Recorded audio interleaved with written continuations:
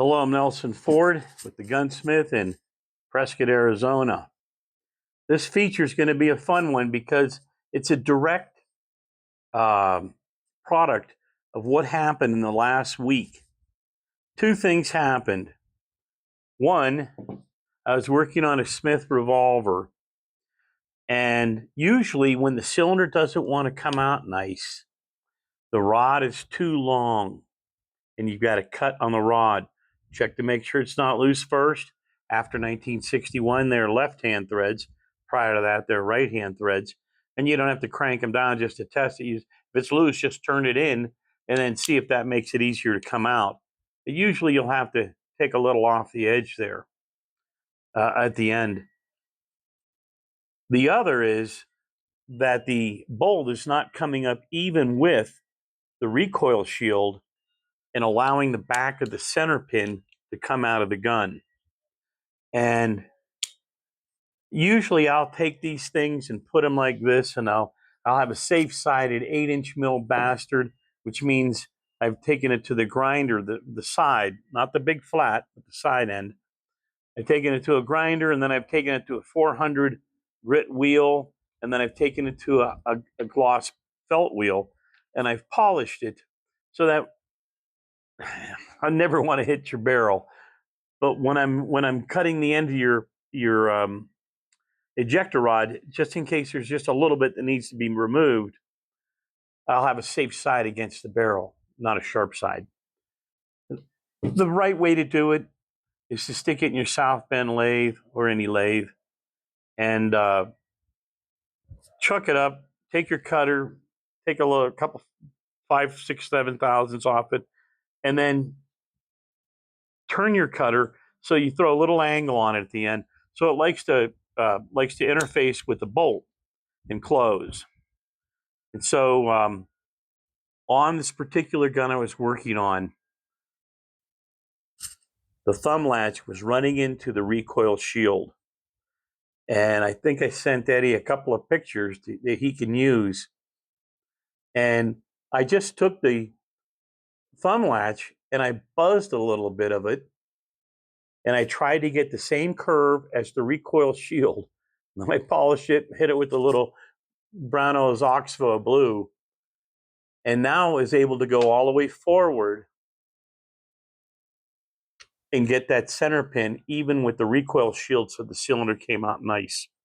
And so there are several things that will help the cylinder get in and out. Actually, there was another one I had a few weeks ago where I don't know how it got out of the plant and past the retail place without somebody checking it, but the bottom of the barrel on the forcing cone in the back here, the gas ring of the cylinder was actually rubbing against the gas ring on the way out. And so there's 3 fixes for making your cylinder come out nice that I can mention. Another one is if there's no end shake. People think end shake is good. If there's no end shake, you need to create some so that your bushing on the back of your cylinder on your extractor star is not removing all the blue and flattening out a pattern around the recoil shield back here. A little end shake is proper. I just got a letter from a guy that was saying I had end shake and I got rid of it. And I'm not sure what to say or how to say it, but end shake is not the problem. It never is. What a problem can be is if your cylinder is rubbing against the back of your barrel, or you have too much headspace. 15 thousandths, bad. 10 thousandths or less, good. So if you have a cylinder rubbing against the back of your barrel and you have 15 thousandths in the back and you have end shake, you're lucky the end shake is going to give you the room to work with. You run your yoke stretcher on there and back your cylinder up to create a gap up front, first of all, and hopefully 10 thousandths or less in the back. But just because you have movement means nothing. If you have 4 thousandths up front or 5 thousandths already, and 10 thousandths from the back, and you have end shake, and you want to back that cylinder up, you're nuts. You don't want any more than 4 or 5 thousandths up front if you can help it. Some guns come with 6 and 7, and that's somewhat acceptable if it's a new gun, because your cylinder is going to turn on the back of that yoke, and it's going to wear it. It's going to move forward. You're going to lose a few thousandths anyway and be down around 5 or so where you belong, 4 or 5. And so end shake's never the problem. Where your cylinder is sitting in the gun is the important part. But I think the whole thing I wanted to talk about here was on the one I did this week. I cut the cylinder release latch, and it's something you might not look at and see. I mean, I'm right-handed, so I'm not showing you the right side of the gun. But when that switch comes forward, if it's hitting the recoil shield and your cylinder's hard to come out and it's clear up front, you might want to take a look at your recoil shield and see if the bolt's making it all the way to the end of it. And if it's not, try taking your thumb latch off, your thumb release latch, and pushing just the post forward and seeing if that helps. Because if it does, that's where your problem is. You need to make a little bit more room for your thumb latch. A 19, pin barreled 19, 2.5 inch round butt with a Tyler T. God's own right here. Beautiful piece. So the second part that I was going to do on this feature was something else. I got a phone call from a guy the other day, and he wanted to turn a government spring into a commander spring. And I can't remember doing that for a long time. You know, if you have a 16-pound government spring, you can put it in a 9mm commander, I guess, by cutting coils. But then you want to go to 18-pound spring for a commander. I think that's 8 coils less than a government. Don't quote me on that. The government will have, I believe, 42 thousandths coil diameter. It's one of the things I record every time a gun comes into my shop. I record the mainspring, the slide spring coil diameter. And 42 is, I think, 16. 44 is 18. 46 is 20. I'm not sure, but those are pretty close. And he wanted to make a spring for a commander out of a spring he already had. He had a 9mm commander, and he had a 16-pound spring. And so I thought, one thing we should all be aware of, how many people have gone to a gun show and seen a 1911 with a slightly canted forward bushing at the bottom? What creates that? Why does that bushing bend like that? This is a Norwegian. And if you don't know about these people, they did a hell of a job fighting Hitler. And they did it with sticks, brooms, guns, and guns they picked up as they advanced. The Norwegians were a tough bunch. And we should all know about what happened and what they did. They were an amazing bunch. They wanted to keep their land. This is a Norwegian model of 1914. I believe this one was made during World War II. I'm not sure. I think 42. They had this extended slide release, which took American custom gunsmiths till probably 1980 or 83 to come up with these things where you could buy them from custom smiths. But they have the extended slide release here. This mostly World War I features. You notice there's no cutaway here. That's proper magazine with the lanyard loop. But what I really want to show you with this gun is when you're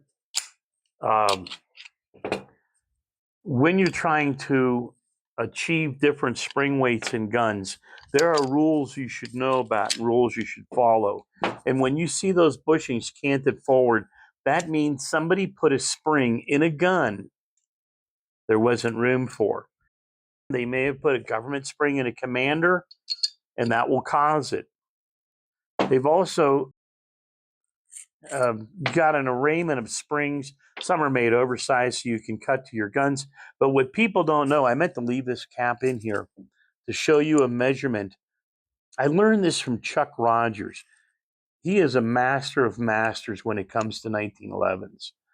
And he talks about so many obvious things. Now I can't get this cap back in, which is almost funny. It's probably a little bit out of shape. There we go. It is a little out of shape, but you'd be a little out of shape if you were 100 years old as well. Now, with the cap in place in the dust cover of the slide and the spring removed, and the barrel is here as well to keep the bushing centralized, you can grab your dial indicator and screw it out to 2 inches or so, maybe, what's your dust cover here, 1/6, I'm not sure. And holding your link in your barrel there, you can take your dial indicator and drop it in here, the post, because you got it out at 2 inches. So the post is going to be 2 inches out of the gun or out of the dial indicator. And you slide it down. And when it stops, when it hits the back of the dust cover with the cap in place, that's how much space you have. Don't have any more space. And so you take the diameter, this looks like a 42 thousandths. You take the diameter of your coil, and you have what, 1/6 here, 1/6/8, I don't remember. And then you count your coils and multiply that by the diameter, and that should be less than the space in your dust cover.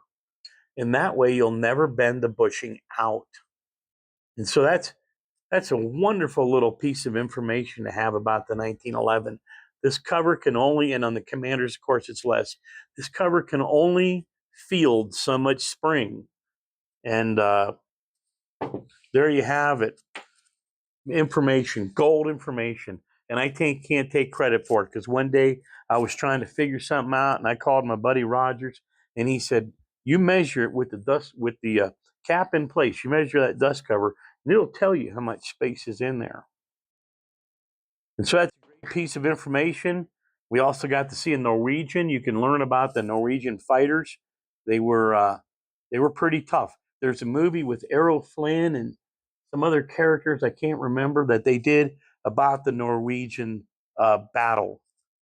But at any rate, they used brooms and pitchforks and shovels, and it was a wonderful moment. I'm afraid in today's current battlefields, they're not going to work against drones. So thanks for listening. A lot of fun with the Smith. Great old 1911 here in Prescott, Arizona. Leave your comments, and thanks for watching.